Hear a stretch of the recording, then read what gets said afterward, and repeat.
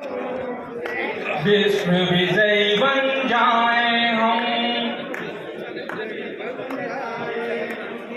जगत गुरु के पद पर बैठे, अपनी भारत माता है, संस्कृति के रक्षक हैं हम, भारत भाग्य विधाता है, राष्ट्र के हित में हो शिक्षा, शिक्षा हित में शिक्षक हो, शिक्षक संग समाज खड़ा हो, और केंद्र में बालक हो, दशा दिशा बदले शिक्षा की, लक्ष्य यही सिखलाता है, संस्कृति के रक्षक हैं हम, भारत भाग्य विधाता है, नहीं समझना हमको साधारण, चंद्रगुप्त से चेले हैं, प्रलय और निर्माण हमारी गोदी में ही खेले हैं, संकल्पों की शिखा खोल दें, संकल्पों की शिखा खोल दें, तो अरिदल भी थर्राता है, संस्कृति के रक्षक हैं हम, भारत भाग्य विधाता है, गुरु गरिमा के पोषक हैं हम, पीढ़ी के निर्माता हैं, संस्कृति के रक्षक हैं हम, भारत भाग्य विधाता है, भारत भाग्य विधाता है,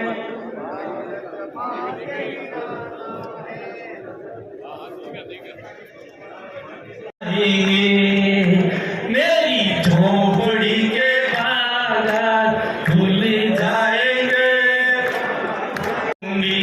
राम आए तो मैं अंगना सजाऊंगी, दीप जलाके दिवाली में मनाऊंगी,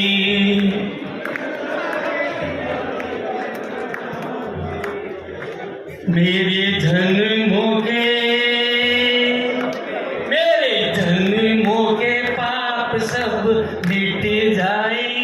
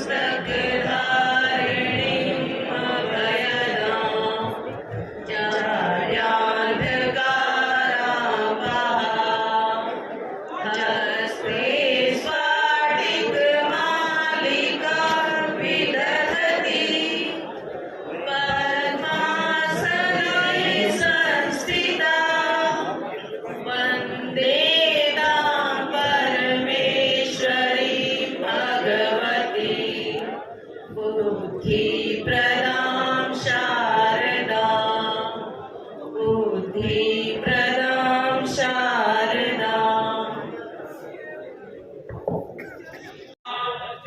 सम्मान स्वागत करें।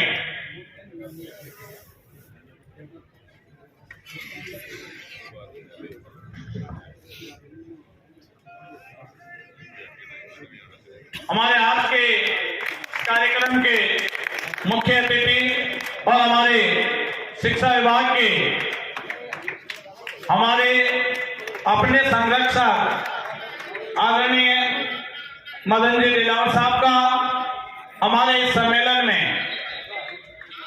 हार्दिक स्वागत और अभिनंदन वंदन।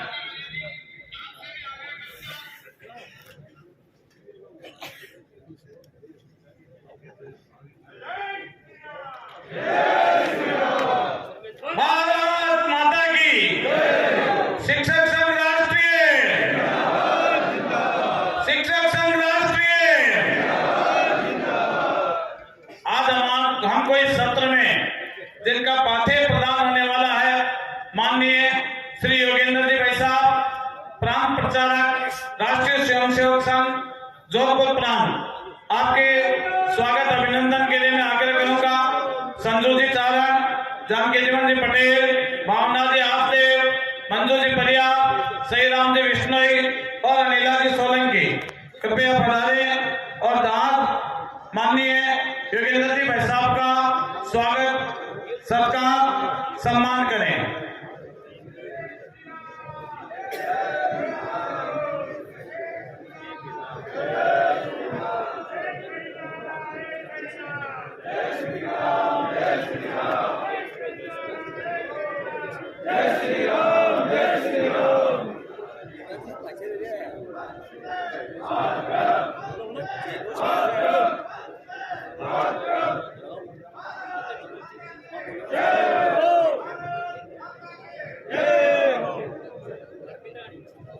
वंदे मातरम, जय सिया राम, जय सिया राम, जय सिया राम, वंदे मातरम, जय सिया राम, जय सिया राम, जय सिया राम। राजस्थान के प्रदेश शैक्षिक सम्मेलन में मंच पर उपस्थित शिक्षा के क्षेत्र में अलग जगाने वाले ऐसे अपने आदरणीय मदन जी दिलावर, शिक्षा मंत्री राजस्थान सरकार, आदरणीय घनश्याम जी प्रदेश संगठन मंत्री जी, आदरणीय परमेश चंद्र जी कुलकर्णी अध्यक्ष राजस्थान शिक्षक संघ राष्ट्रीय, महेंद्र जी लखाड़ा प्रदेश महामंत्री, मातृशक्ति के रूप में प्रतिनिधित्व कर रही जयमाला जी जाले जी प्रदेश महिला मंत्री, आदरणीय बजरंग प्रसाद जी, आदरणीय अरुण कुमार जी व्यास, आदरणीय रूपाराम जी प्रदेश उपाध्यक्ष, आदरणीय उराव जी वर्मा, रामनारायण जी लाल जी प्रदेश संरक्षक एवं इस सम्मेलन में भाग ले रहे और राष्ट्र निर्माण के इस कार्य में लगे हुए आप सभी शिक्षक गणों को मेरा प्रणाम, सभी को नमस्कार।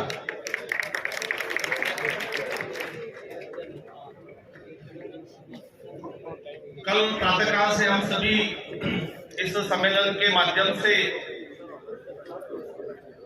शिक्षा के क्षेत्र में हम सब मिलकर के क्या प्रयास कर सकते हैं, किन किन बातों को अच्छी प्रकार से स्थापित किया जा सकता है और शिक्षा के क्षेत्र में काम करने वाला हमारा शिक्षक संगठन, तो संगठन का कार्य का विस्तार, कार्य पद्धति और आगामी कार्य की योजना, ऐसा एक वैचारिक भी और संगठनात्मक, इन सब बातों को कल से आज तक हमने 6-7 सत्रों के माध्यम से हम सभी ने विचार किया ही है, और आप सबका तो बहुत बड़ा दायित्व है। इसे संबंध से मैं बहुत कुछ कहूं तो ये छोटा मुंह बड़ी बात हो जाएगी, क्योंकि हम सभी और जिस प्रकार का दायित्व का निर्वहन कर रहे हैं, और जैसा कहा है हम सबके बारे में कि शिक्षक यानी अक्षर ज्ञान करवाने वाला शिक्षक नहीं, वो शिक्षक यानी एक प्रकार से जीवन गढ़ने का काम करता है। शिक्षक यानी एक बहुत बड़ा स्थान अपने आप पर राष्ट्र निर्माता है। देश का भविष्य ये हम सबके हाथों में है। और कुल मिलाकर के शिक्षक, अध्यापक, गुरु, आचार्य ये सभी समानार्थी शब्द है और लगभग सबका एक समान अर्थ भी है।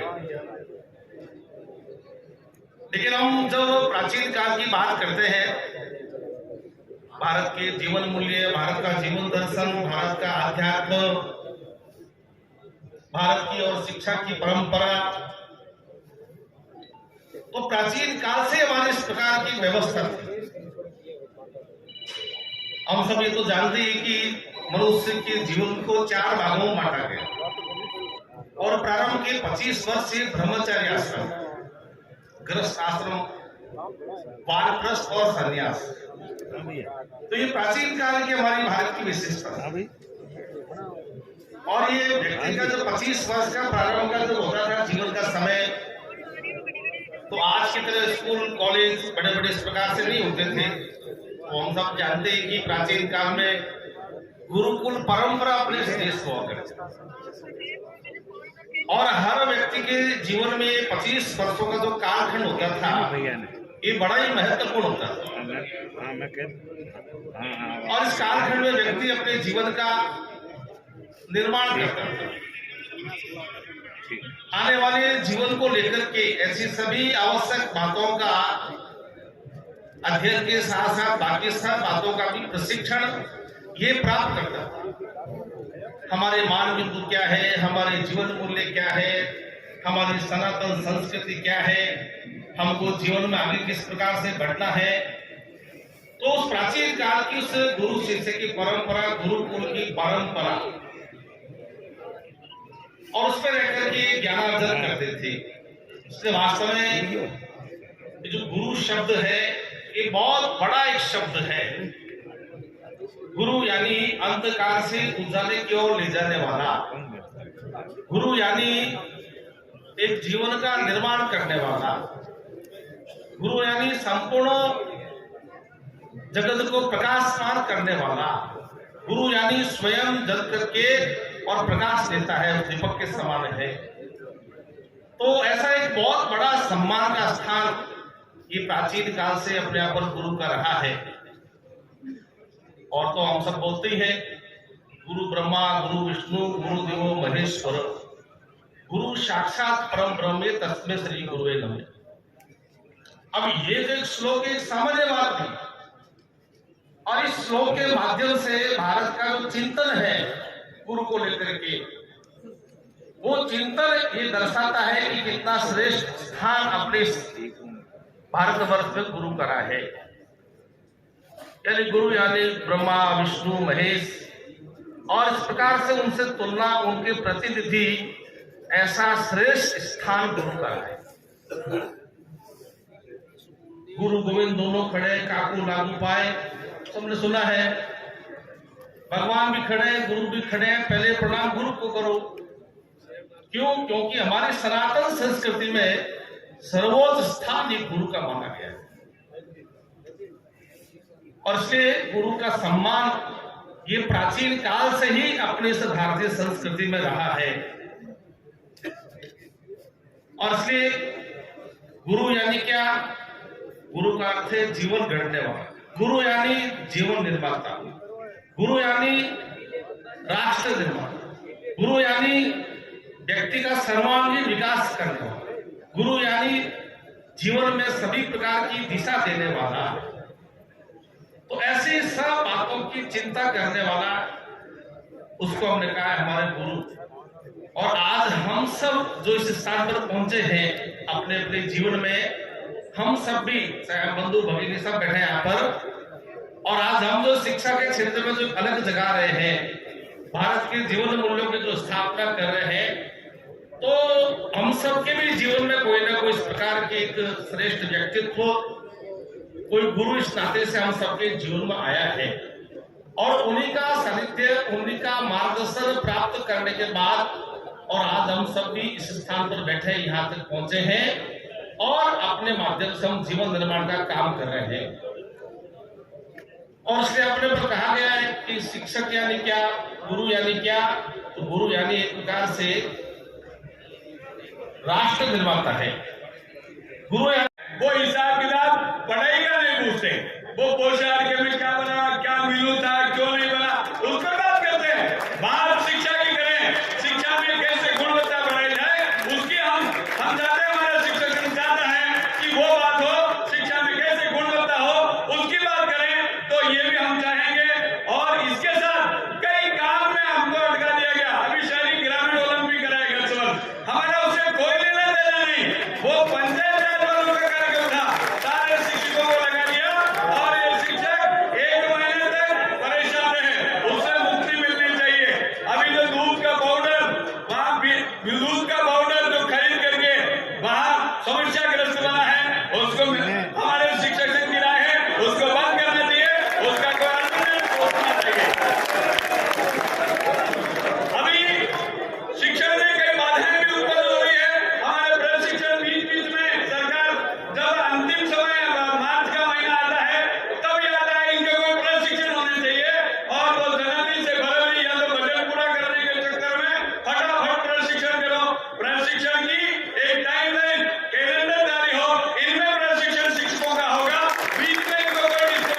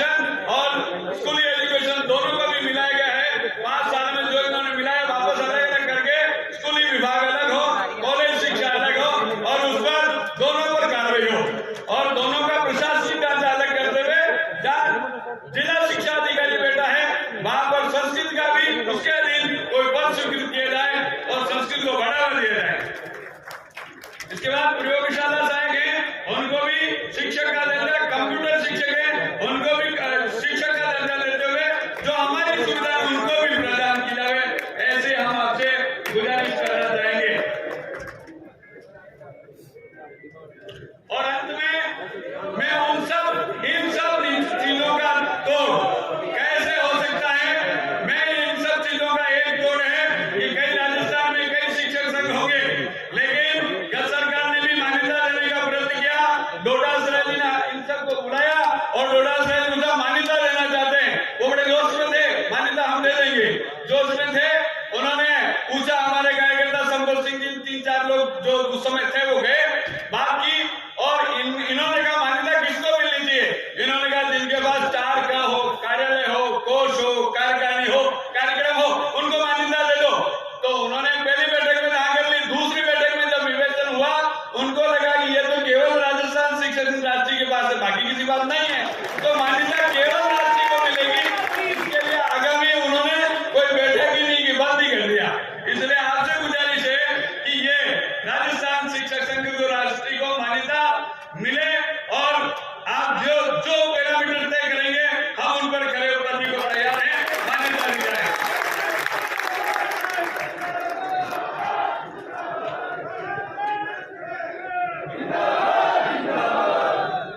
अभी वर्तमान में जो कुछ पाठ्य पुस्तकें हैं उस पर ऊपर हिंदी, नीचे अंग्रेजी और तीसरा अभी उर्दू लिखना शुरू कर दिया है। उस उर्दू को हटाया जाए, लिखना है तो संस्कृत लिखा जाए उस पर।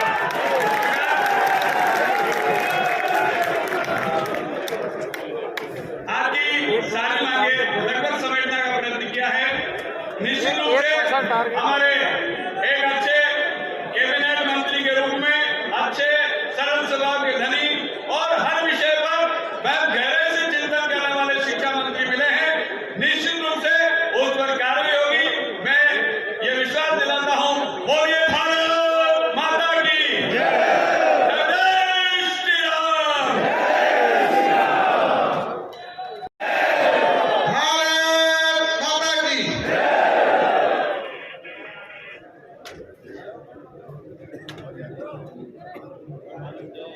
राजस्थान शिक्षक संघ राष्ट्रीय के इस शैक्षिक सम्मेलन में मंचस्थ विराजमान राष्ट्रीय शिक्षक संघ के प्रांत प्रचारक श्रीमान योगेंद्र जी भाई साहब और शिक्षक संघ राष्ट्रीय और योग्यता के हमारे क्षेत्रीय संगठन मंत्री श्रीमान घनश्याम जी भाई साहब और शिक्षक संघ राष्ट्रीय के प्रदेश अध्यक्ष श्रीमान रमेश चंद्र जी पुष्करणा साहब, सम्मानित मंच, उपस्थित सभी पूज्य गुरुजनों, भाइयों बहनों और मित्रों,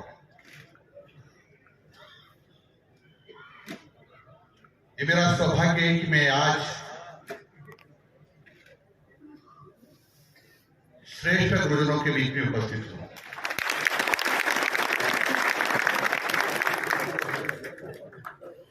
मैं आपके बीच में अपने आप को पाकर के गौरवान्वित महसूस कर रहा हूं और गौरवान्वित महसूस इसलिए कर रहा हूं कि आप सब लोग देश के होनहार बालकों का चरित्र निर्माण करते हैं। छात्रों का चरित्र निर्माण केवल छात्रों का चरित्र निर्माण नहीं है, ये राष्ट्र का चरित्र निर्माण है।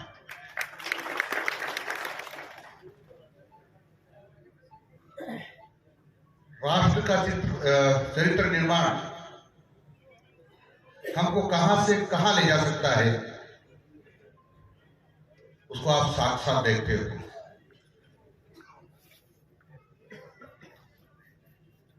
समर्थ गुरु रामदास जी ने स्वामी विवेकानंद को तैयार किया,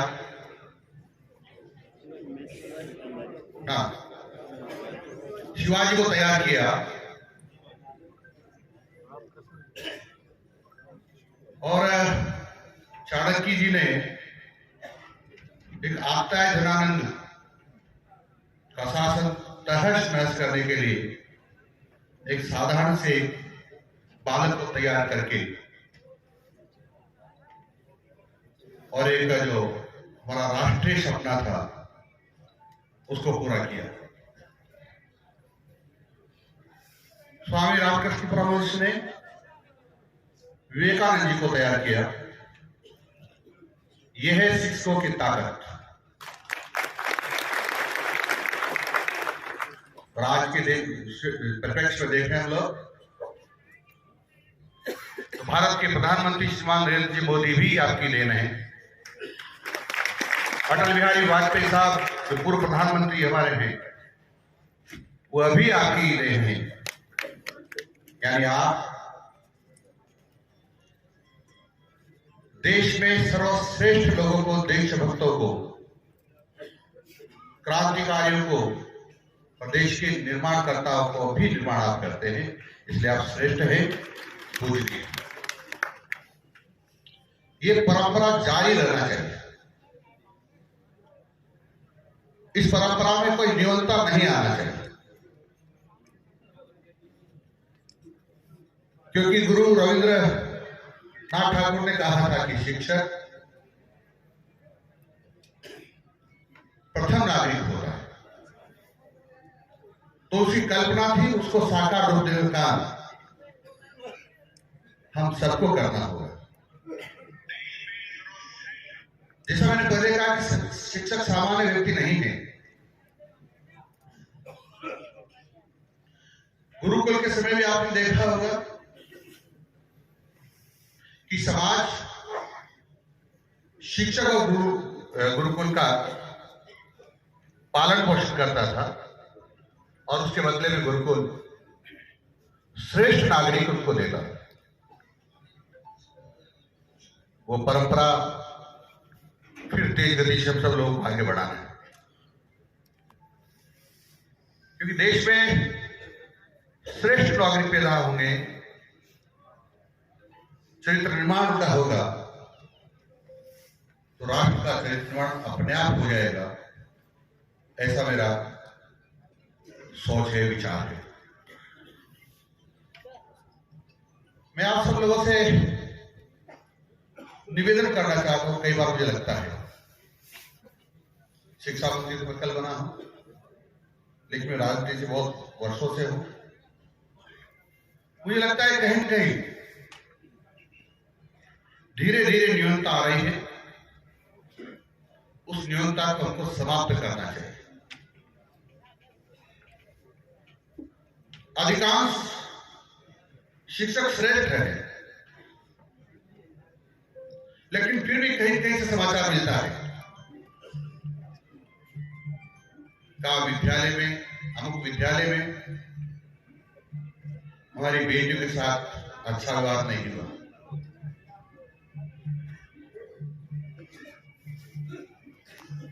कहीं समाचार मिलता है कि समाज को विपरीत दिशा में ले जाने का काम कुछ शिक्षक कर रहे हैं, जो अच्छा नहीं है। व्यसन करना भी मैं समझता हूं कि ठीक नहीं होता है, क्योंकि समाज और बच्चे हमको देखते हैं, छात्र हमको देखते हैं तो कोमल, बहुत कोमल मन का होता है, और जैसा आप सब लोगों को देखते हैं वैसा ही वो भी करने की सोचता है। ये तो एक मिट्टी के ढेले की तरफ होते हैं, उसका मटका ही बना सकते हैं, गणेश जी बना सकते हैं, भगवान राम का चित्र बना सकते हैं। आपको सोचना है कि इनको क्या निर्माण करना है। कई बार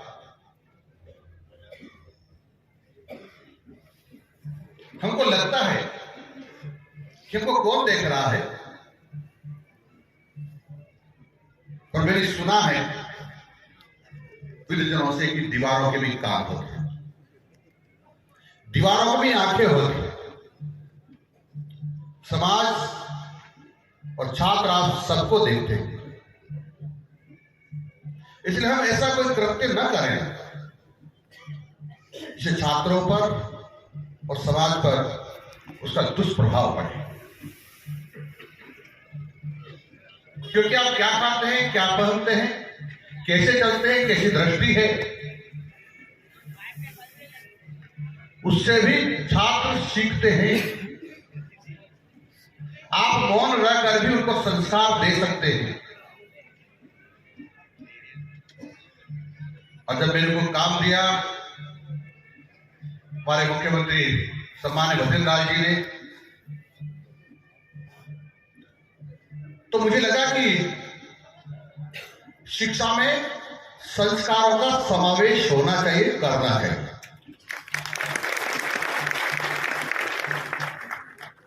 केवल किताबी ज्ञान तो आपको नौकरी दिला सकती है, अक्षर ला सकते हैं। मैंने ऐसे ऐसे गोल्ड मेडलिस्ट को सुना है, देखा है, जो आतंकवादी गतिविधि में पकड़े गए,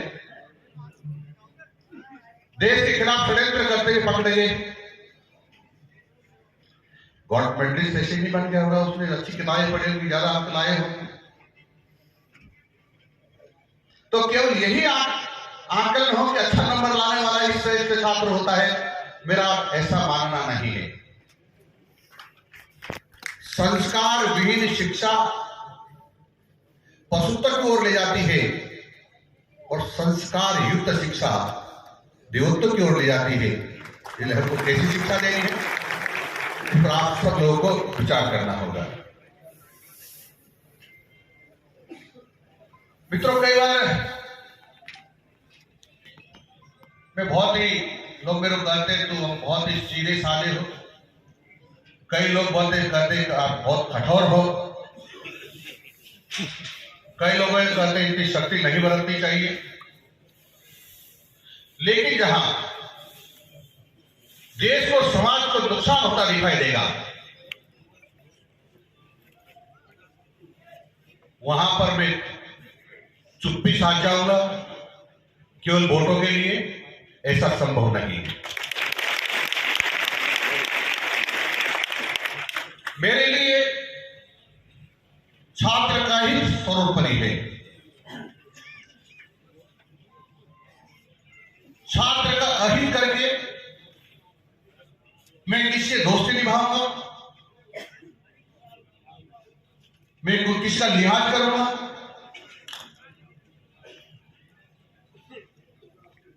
ये संभव नहीं है। इसलिए व्यसन करने वाले, विशेषकर शराब, गांजा, भांग, स्प्रे का उपयोग करने वाले लोग सोच लें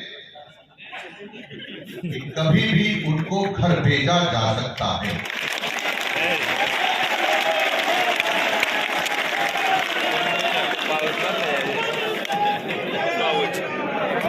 इससे मेरे को नुकसान होगा, मेरे खिलाफ आंदोलन होगा। हो सकता है मेरे को मंत्री बनाने वाले जो अधिकारी गण हैं, जिनके ऊपर ऑफिसर लगा हुआ है पीछे, वो सुन लें। अब अप डाउन नहीं चलेगा अधिकारियों का, ये आपसे कह रहा हूं। दोबारा दोहराओ इस बात को, ये केवल अधिकारियों के लिए है। अधिकारियों का अप डाउन नहीं चलेगा।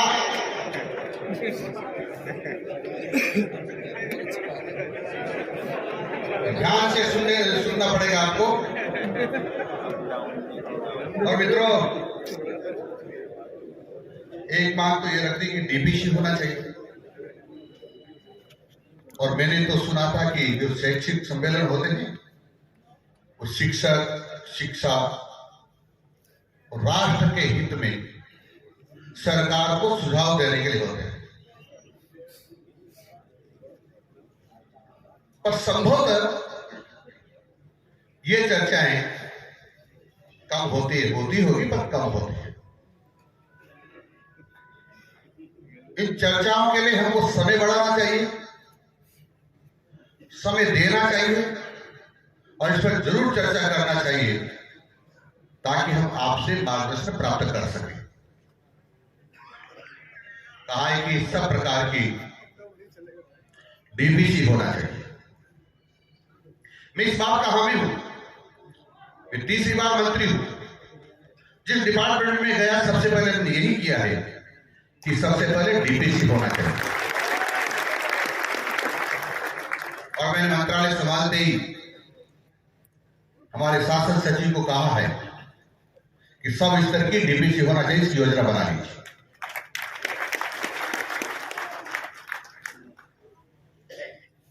मित्रों,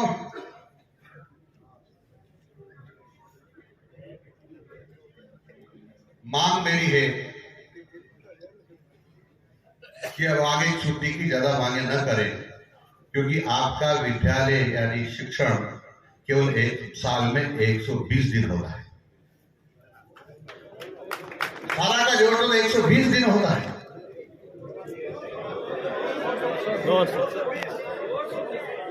कितना? अच्छी तरह जोड़ना। आपने पढ़ाया मुझे